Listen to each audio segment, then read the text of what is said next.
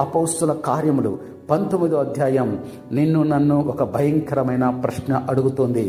ఆ రోజు స్కెవా కుమారులను దయ్యం అడిగిన ప్రశ్నే దేవుడు నిన్ను అడుగుతున్నాడు. యేసయ్య ఎవరో నాకు తెలుసు, పౌలు లాంటి నిజమైన దేవుని సేవకులు ఎవరో కూడా నాకు తెలుసు, కానీ నువ్వెవరు అని ఒక అపవాది నిన్ను అడిగితే, నేను క్రీస్తు రక్తంతో కొనబడిన దేవుని బిడ్డనని గుండె మీద చెయ్యి వేసుకుని ధైర్యంగా చెప్పగలవా? లేదా ఈరోజు నీ భక్తి ఆ స్కెవా కుమారులాగే ఉందా? యేసయ్యను సొంత రక్షకుడు అంగీకరించకుండా, ప్రార్థనా జీవితం పరిశుద్ధత లేకుండా, కేవలం అప్పుల నుండి రోగాల నుండి బయటపడటానికి యేసు నామాన్ని ఒక ఏటీఎం కార్డులాగా, ఒక మంత్రంలాగా వాడుకుంటున్నావా? పాస్టర్ గారు ప్రార్థన చేసే అద్భుతాలు జరుగుతున్నాయని ఆయన వెనక దాక్కుంటున్నావా? దేవునితో నీకు వ్యక్తిగత సంబంధం లేకపోతే అపవాది చీకటి శక్తులు నీ కుటుంబాన్ని, నీ జీవితాన్ని ఆడుకుంటాయి. జాగ్రత్త.